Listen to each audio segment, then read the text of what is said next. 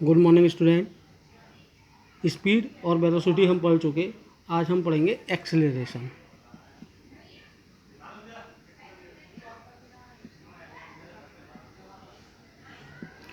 तो देखिए, the change in velocity per unit time is called acceleration. मतलब क्या हुआ कि जब कोई वेलोसिटी टाइम के सापेक्ष जिस रेट में चेंज हो रही हो उसको एक्सेलरेशन कहते हैं। मतलब acceleration is equal to change in velocity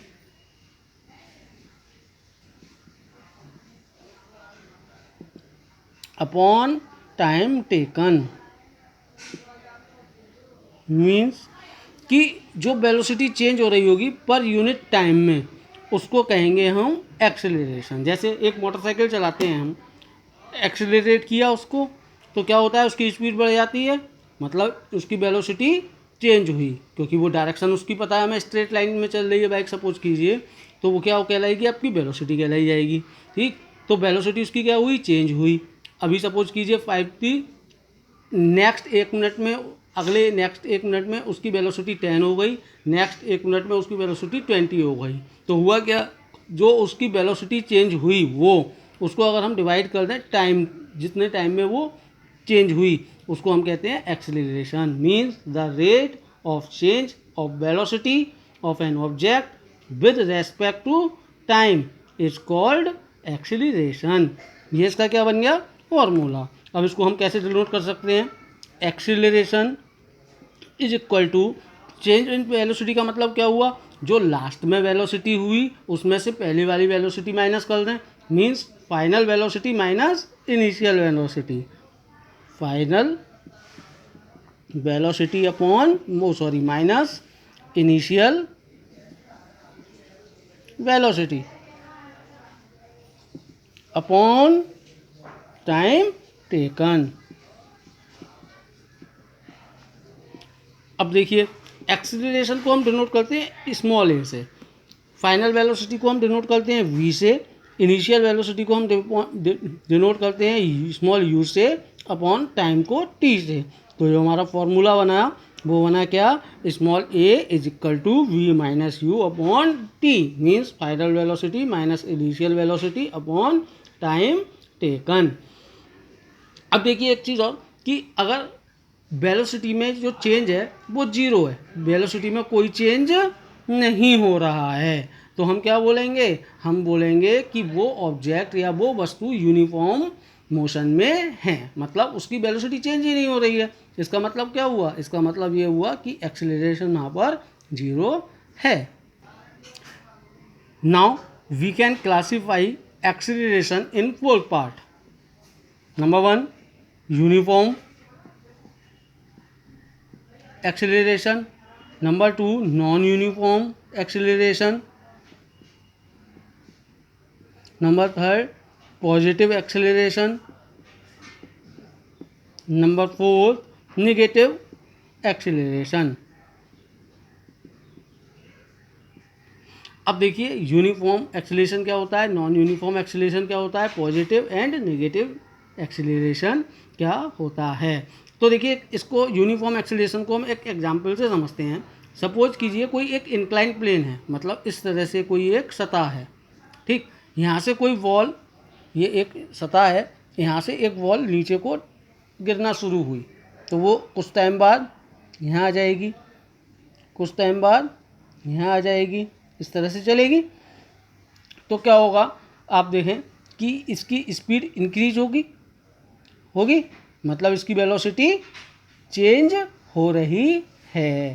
तो ऐसे एक्सेलरेशन को हम यूनिफॉर्म एक्सेलरेशन बोलते हैं। एंड अनदर वर्ड हम क्या बोल सकते हैं, when a body travel in a straight line and its velocity increase by equal amount in equal interval of time. मतलब कि यूनिफॉर्म है ना, तो देखिए जो वेलोसिटी चेंज हो रही है और जो टाइम लग रहा है वो दोनों, और यहाँ पर जो वेलोसिटी चेंज हुई और जो टाइम लगा वो सेम होगा, मतलब सेम वेलोसिटी चेंज हो सेम टाइम में। तो ऐसे एक्सेलरेशन को हम क्या बोलते हैं, uniform acceleration. Non uniform acceleration में क्या होगा, नॉन यूनिफॉर्म एक्सेलरेशन में होगा if the change in velocity is not equal in equal interval of time. Same जैसे जो नॉन यूनिफॉर्म स्पीड वेलोसिटी में था वही यहाँ पर है। मतलब टाइम तो इक्वल है, सपोज कीजिए 5 मिनट यहाँ पर लिया और 5 मिनट यहाँ पर लिया, लेकिन यहाँ पर 5 की चेंजेस आई, ठीक है, और यहाँ पर 10 की आ गई, जिसमें वेलोसिटी में, ठीक। तो ये हमारा क्या कहलाया जाएगा, इस टाइप का एक्सीलरेशन हमारा नॉन यूनिफॉर्म कहलाया जाएगा, ठीक।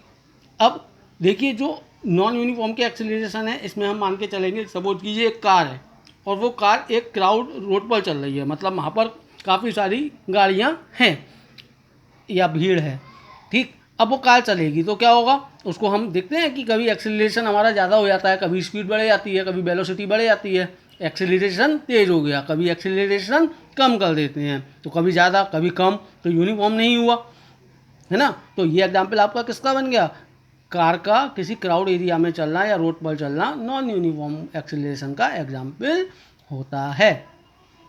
अब देखिए, या फिर आप सपोज कीजिए कि जब कोई बस है, ठीक है, वो स्टॉपेज से निकली तो क्या होता है, कभी उसकी स्पीड बढ़ती है, कभी उसकी स्पीड घटती है। ऐसा तो नहीं है कि एक बार में एक्सीलरेटर पे पैर रखा और जो है सेम एक्सीलरेशन पर वो चल रही है, नहीं, कभी घटाएंगे कभी बढ़ाएंगे, तो वो एग्जांपल हो गया आपका नॉन एक्सीलरेशन का। अब बात आती है पॉजिटिव एक्सीलरेशन की। तो देखिए पॉजिटिव एक्सीलरेशन में सीधी सी डेफिनेशन बनती है कि when the direction of acceleration of an object is the same as that of direction of motion, ठीक है, तो इसको हम पॉजिटिव एक्सीलरेशन कहते हैं। जैसे एक रॉकेट छूटा, रॉकेट ऊपर को छूटा तो इसकी डायरेक्शन मोशन की क्या है, ये अपवर्ड, ठीक है, और जो एक्सीलरेशन हो रहा है वो भी कहाँ हो रहा है, ऊपर हो रहा है। दूसरी एक इसकी और डेफिनेशन हम मानकर चल सकते हैं, यदि एक्सीलरेशन क्या हो रहा है, प्लस हो रहा है, बढ़ रहा है, ठीक, तो ऐसे को हम बोलते हैं पॉजिटिव एक्सीलरेशन। जब रॉकेट छूटता है तो क्या होता है, उसकी स्पीड इनिशियल पॉइंट पर जब छूट रहा होगा तब, और जब जैसे जैसे वो आगे बढ़ता जाएगा वैसे वैसे उसकी वेलोसिटी बढ़ती जाएगी, मीन्स उसका एक्सीलरेशन बढ़ता जाएगा। ऐसे जब बढ़ता जाता है तो हम कोई भी एक्सीलरेशन किसी भी ऑब्जेक्ट का, तो हम वहाँ पर बोलते हैं कि ये पॉजिटिव एक्सीलरेशन है। दूसरा आता है एग्जाम्पल काइंड नेगेटिव एक्सीलरेशन का। तो देखिए नेगेटिव एक्सीलरेशन में क्या होता है कि जैसे जैसे टाइम बढ़ता जाएगा वैसे वैसे उसकी वेलोसिटी क्या होती जाएगी, कम होती जाएगी। एग्जाम्पल देखते हैं इसका एक, सपोज कीजिए एक पैराशूट है और उसको लेकर एक आदमी कूदा हेलीकॉप्टर से। जब वो हेलीकॉप्टर से कूदा, ये हेलीकॉप्टर है, इससे एक आदमी कूदा नीचे को, ठीक है, ये पैराशूट से कूदा। जब पैराशूट से कूदता है तब उसकी स्पीड क्या होती है, ज़्यादा होती है, और जैसे जैसे वो ज़मीन के पास आता जाता है, अर्थ के पास आ जाता है, वैसे वैसे उसका क्या, उसकी वेलोसिटी, उसका एक्सेलरेशन कम होता जाता है। तो ऐसे एक्सेलरेशन को हम नेगेटिव एक्सेलरेशन बोलते हैं।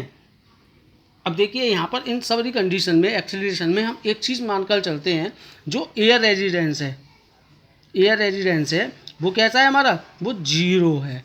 जीरो है का मतलब क्या है कि देखिए जब आप किसी पर्टिकुलर डायरेक्शन में चल रहे हैं, सपोज करो आप इस डायरेक्शन में मूव कर रहे हैं, है ना, तो क्या होता है कि एयर जो है हमें इस उसके अपोजिट डायरेक्शन में रिवेल करती है, मतलब अपोजिट डायरेक्शन में उसको ढकेलती है ना। तो इसलिए हम इन सारे एग्जाम्पल्स में ये मानकर चलेंगे कि ये जो एयर का रेजिडेंस है वो जीरो होता है।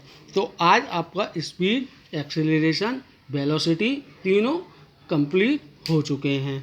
इसके बाद जो आपका मोस्ट इम्पोर्टेंट टॉपिक है, equation of uniformly accelerated motion. तीन इक्वेशन होती हैं, first equation of motion, second equation of motion and third equation of motion. तो देखिए मैं आपको तीन इक्वेशन बता रहा हूँ कौन कौन सी हैं। तो देखिए पहली जो इक्वेशन है हमारी वो है हमारी v is equal to u plus a t. दूसरी इक्वेशन जो है हमारी वो है s is equal to u t plus half a t square. The third equation of motion is v square minus u square sorry v square is equal to u square plus 2as। ये तीनों acceleration ये तीनों हमारी equation जो है वो uniformly accelerated motion की हैं।